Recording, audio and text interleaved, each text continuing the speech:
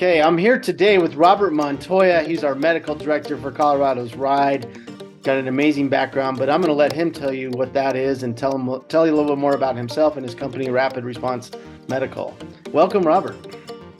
Thanks, Bill. I appreciate it. Well, my name is Robert Montoya, and I am a paramedic. I've been in the field of emergency medicine as a paramedic for a little over 40 years and involved in special events for the last 25 to 30 years as far as planning and managing large-scale events from triathlons and bike races. And I started my company about 10 years ago, actually 14 years ago now, 2010.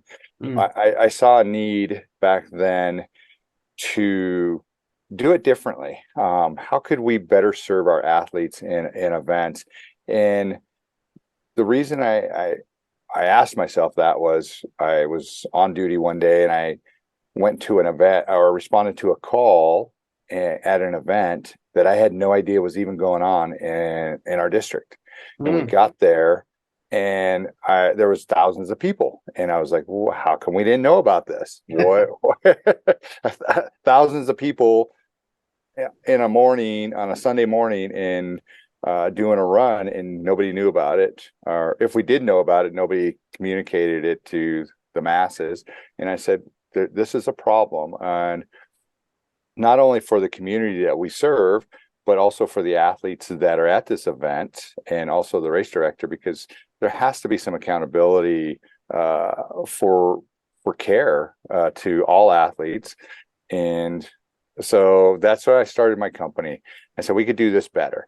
And I started Rapid Response Paramedic Services to kind of bridge the gap between races and local EMS, local fire departments, to try and build a better plan, a better communications plan, a better medical service, not only on site, but if an athlete needed transport to the hospital, how could we provide support for that athlete that needs and then transport them and then continue the continuity of care at an event?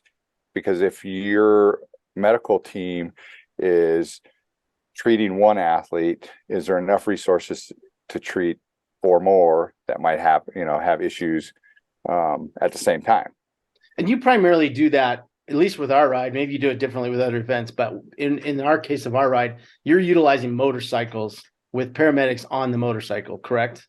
Correct. Is that what's different a little bit about you? Yeah, we in 2010, a group of us looked at what can we do better?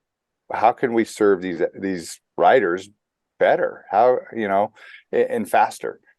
How can we be there? So we looked at the motorcycle component, and we realized that the motorcycles are very agile, very nimble, can cover a lot of different terrain, a lot faster.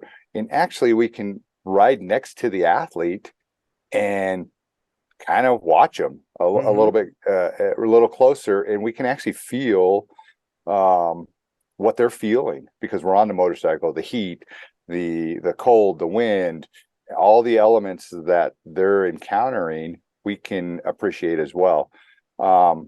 As opposed to being in a vehicle where we have the windows up, air conditioning on, radio on, we're really not understanding what conditions they're encountering. And plus, it's difficult to ride next to an athlete in a vehicle as opposed to a motorcycle. So I can sit there and talk to the athlete and ask them how they're doing. Hey, how you doing? Yeah. We can have a conversation with little impact to that athlete or the other athletes in the ride.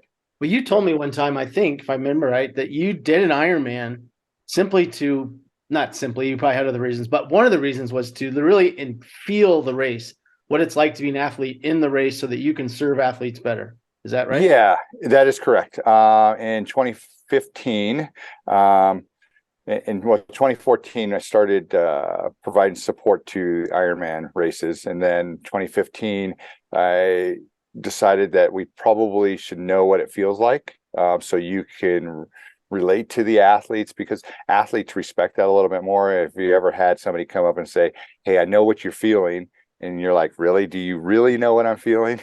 Right. I've just went 140 miles Yeah. and you know, 90, 100-degree temperature, and my feet hurt, my legs hurt.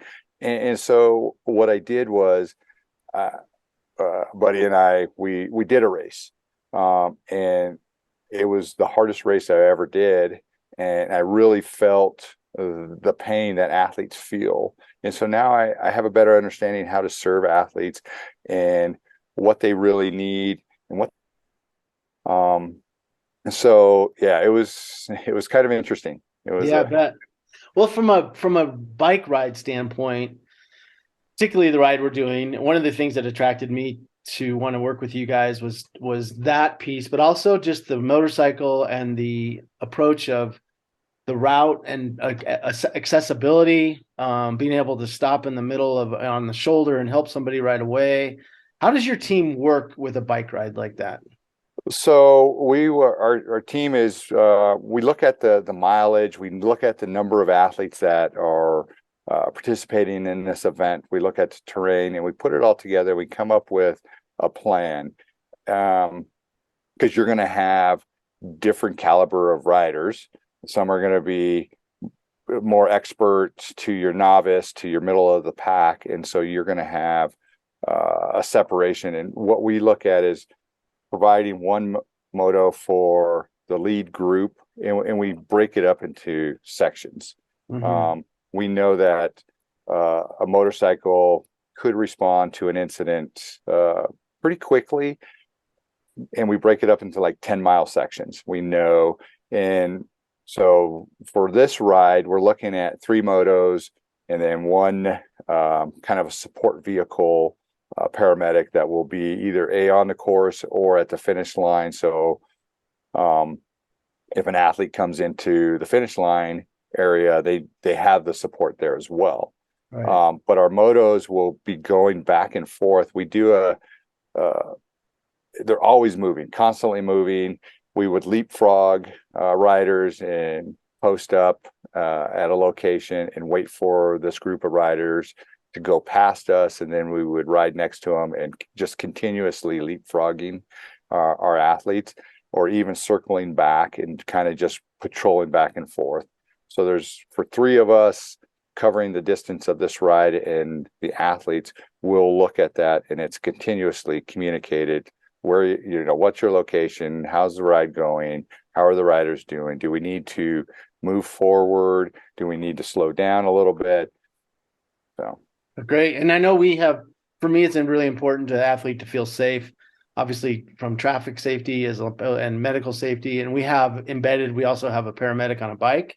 We have a right. couple of ambassadors who just would be able to, hey, this person seems to be hurting.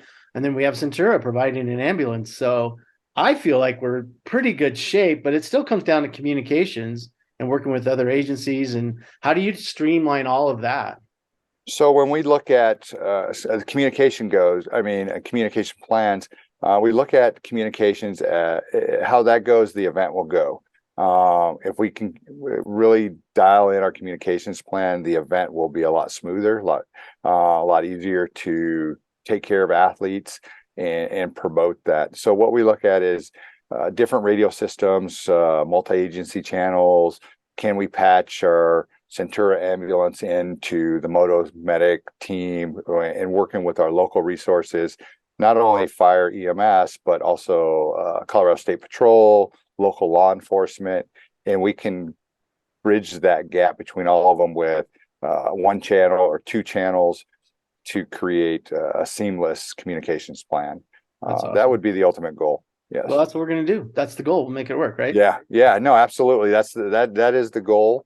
Always a challenge for sure, communication, especially in Colorado with our, you know, our mountain terrain and the topography that we ride in, the beautiful country. There's always challenges with communications. As Well, you you're a know. busy guy. I know you do a lot of Ironmans and other events, and we feel really honored to have you on our team.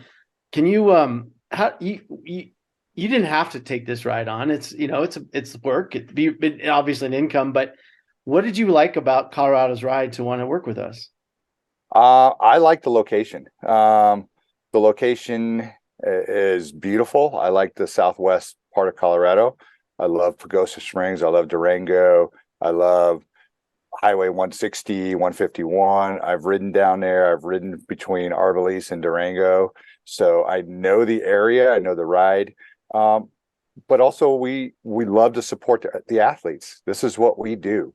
Yeah. We've done this for many years now, and we cater to a lot of big rides like this because the motorcycle component allows us to be out there and interacting with the athletes pretty quick.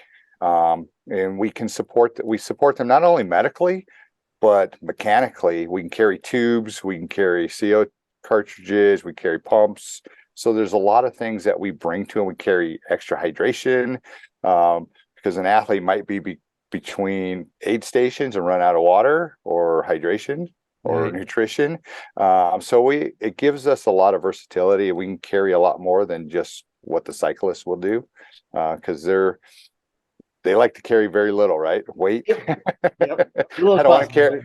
as little as possible. I don't want anything weighting me down.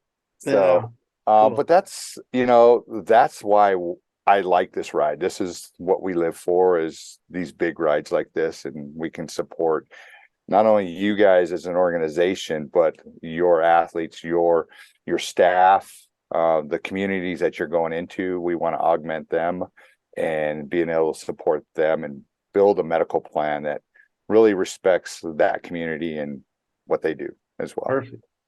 Well, I don't know how else to end that better than that. That's perfect. I appreciate your time, and we're excited to work with you, and looking forward to August.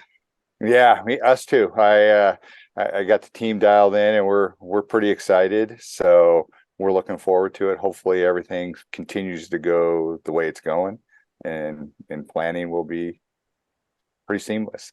Perfect. Thank you, Robert. Oh,